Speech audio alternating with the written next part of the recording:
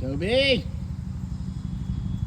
As today is the feast of Saint Bridget, who is related to Saint Ingrid of Sweden, and is the mother of Saint Catherine of Sweden. Let's talk about women's basketball. This whole pay us what you owe us. I'm just going to throw out thoughts as they come randomly. One is that the ladies' league doesn't make any money, which interestingly, I said this before in another video. I read 4 articles, 3 at least, maybe it was 4. One with Candace Bruckner, all in the Washington. I think they were all Washington Post. I may have read some stuff. I also read some things on the internet, some articles from other sources. It would seem that the ladies' basketball doesn't actually make any money, that the men's league, what is it? Not sponsors, but subsidizes? Gives them money. They pay, there's a word, it's not subsidize. The men's team, maybe it is subsidized. The men's team pays them, pays for to help to keep their league going. The NBA pays to keep the WNBA playing. The only reason that anyone knows anything about women's basketball besides lesbians and the core fans of WNBA and those family and friends who watch the games is because of Caitlin Clark.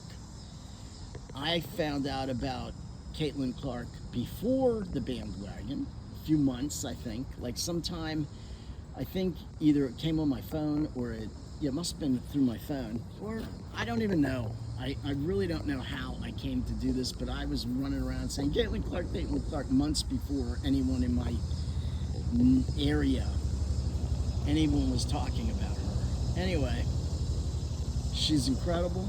She shoots these incredible threes, or at least she did before she got in this slump. And she's a great general of the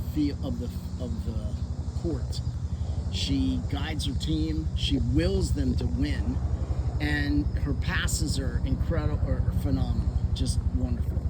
That said, the women have this thing where they want to get, quote, paid what you owe us. And since the league doesn't actually make money, how can they? What do they think they're if? Okay, you did work, you did play, so it's really not your fault. I'm just running this through my head. It's the league's fault they don't make money. Why don't they make money? Well, no one's watching the games, so there's no TV revenue.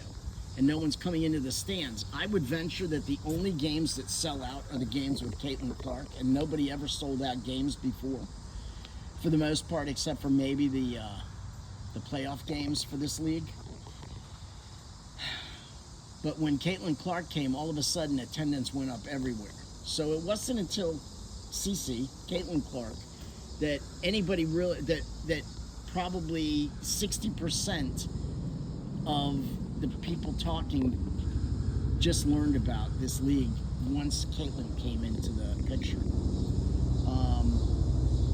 What else? These are just random thoughts. And so what do? They foul the heck out of her, and the referees don't protect their cash cow.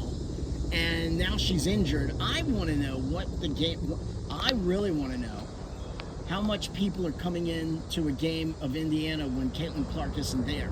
Now, she's going to be there sitting on the bench in her street clothes, so there will be people coming, but I'm not, let's put it this way.